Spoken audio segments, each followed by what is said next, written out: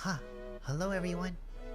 It's been a while since I've done a card review, and today I have a new one. It's Kasmina Enigma Sage from Strixhaven School of Mages. She is a 3-mana, 1 green-blue planeswalker, and she has an interesting static. Very interesting. The static is each other planeswalker you control has the loyalty abilities of Kasmina Enigma Sage. That's a lot of words in her name. Her first ability is a +2, which is a scry 1. Pretty good. Her second ability is a -X, where you can create a 0/0 green and blue fractal creature token and put X+1/+1 counters on it. Interesting. You can create a creature to protect her, so usually that's pretty good for planeswalkers, when it can protect itself. Lastly, and the most interesting ability of all, is her ultimate, which is -8. Search your library for an instant or sorcery card that shares a color with this planeswalker. Exile that card, then shuffle. And then you can cast that card without paying its mana cost. Interesting. So you're wondering, how does Kasmina play into the cEDH meta? And I have a couple interesting places you can play her in. I think generally, if you play Kasmina in your 99, you kind of want more planeswalkers, but not a lot of decks play a lot of planeswalkers. But however, Kasmina works with planeswalkers as commanders. So the best one, I think, is Tevesh. Tevesh, not only is he powerful by himself, but Tevesh and Thrasios together is quite a strong pair. And the most interesting thing is, Tevesh can up his loyalty quite easily on his own by making tokens that can block for both planeswalkers.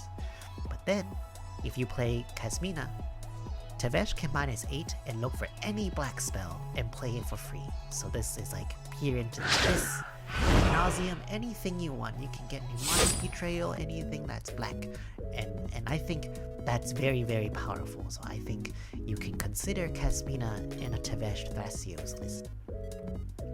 Another list I think is interesting if we're talking about planeswalkers as commanders is Jeska. Now you're wondering, how does Jeska work with Kasmina? Well, in a Jeska Thrasios list, and I've seen a few, they're usually more mid-rangey and kind of wants to control like the tempo of the game a little bit. They play like Blood Moons and stuff and use Jeska to like kill dorks and kill creatures or like Groms, and then you play like No Rod or Collector Oof to like kind of build up your board presence, disrupt other players, and use Jeska consistently to like control the board. And I think it's quite a powerful strategy. But if you play Kasmina, she solves one very interesting problem with Jeska, which is Jeska doesn't have a plus. But however, if you play Jeska for 3 and let her come with just 1 loyalty, now Kasmina comes in, lets her takes up 2 each turn. So if you take the turns to not nuke something, or after you've killed a critical creature and you don't need to kill another one, Kasmina and Jeska together means that Jeska can keep ticking up and keep controlling the board for you, which seems quite good in that strategy. Now, the only other thing is, Jeska and Thrasios is kind of hard to win with, not like Tevesh with access to black. From what I've seen, usually those lists likes to play Dockside combos, so you can gain infinite mana, and then play Jeska infinitely, and then nuke the whole table. But Jeska getting access to the -8 is interesting, because if you somehow manage to let Jeska come in with 8 loyalty, she can immediately ultimate. But what do you go for in red? So I think normally the targets are Gamble and Wheel of Fortune and things like that. But if we're gonna play Kasmina in this list, perhaps we can consider playing some other big splashy spells, like Ignite the Future, which is a 4-mana sorcery where you can exile the top 3 cards of your library. Until your next turn, you can play those cards, and if this spell was cast from a graveyard, you may play cards this way without paying their mana costs, with a flashback of 8 mana. Another interesting card you can pick is Hazoret's Undying Fury, which is a 6 mana sorcery where you can shuffle your library, then exile top 4, and you can play any of them that costs less than 5, or yeah, without paying their mana costs. Lands you control don't untap on your next untap step, so not that great in like a grindy game, but kind of interesting. You can also pick something like Reversal of Fortune, which is a 6 mana sorcery. Target opponent reveals their hand, and you can copy an instant or sorcery card and play it without paying its mana cost. So if your opponent has like a PETA or something, Reversal of Fortune seems quite good. But overall, I think Jeska and Kasmina just kind of empowers Jeska's ability to control the board, which is quite good. I think that's quite good. And you can also consider shifting the build a little bit to play a little bit more Planeswalkers, and that can really help out the deck. But I'll get to that next. The last deck I think that would be very interesting for Kasmina to be in is Eligeth and Thrasios. So if you manage to get Eligeth out and Kasmina, the Scry one is basically just a draw, which is kind of good. But you can then consider playing more Planeswalkers in that list and really capitalize on the abilities of Kasmina. So now that I've mentioned these 3 different decks that you can consider playing Kasmina in, let's talk about some Planeswalkers you might want to play in your deck list. So the first one I think is Teferi, Master of Time. Teferi, Master of Time, I think you can obviously see how strong Teferi is with Kasmina. You can basically scry every turn by taking up 2, which helps get to his ultimate a little faster than normal.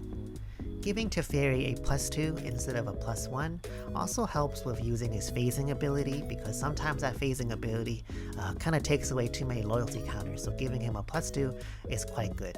The next Planeswalker is Oko. Some lists likes to play Oko, so if you play Oko, usually you would use the +2 to make a food anyways, but now if you don't need to use the food token anymore, you can use the +2 for scry.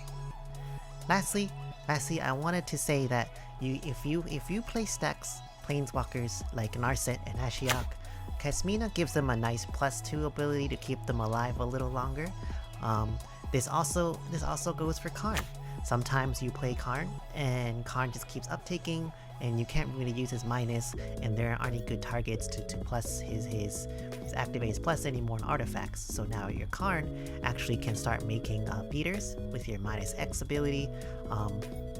You can't really use the -8, but at least he can help you scry things while you're playing of Karn. So overall, Kasmina I think is interesting to try out. I think there are definitely places you can definitely. I said definitely a lot. I'm starting to sound organic. Huh. I think Kasmina is definitely worth trying out.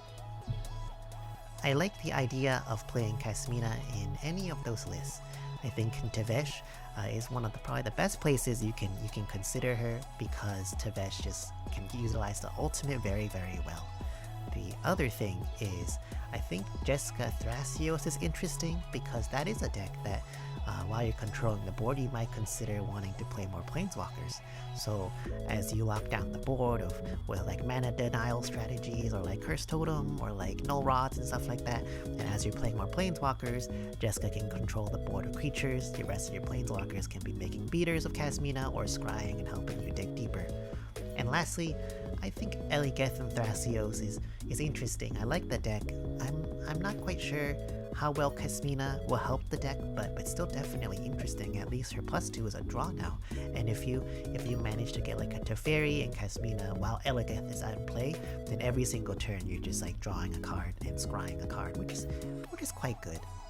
So that's everything I have for today. I think Kasmina is playable, and I'd like to see more cards.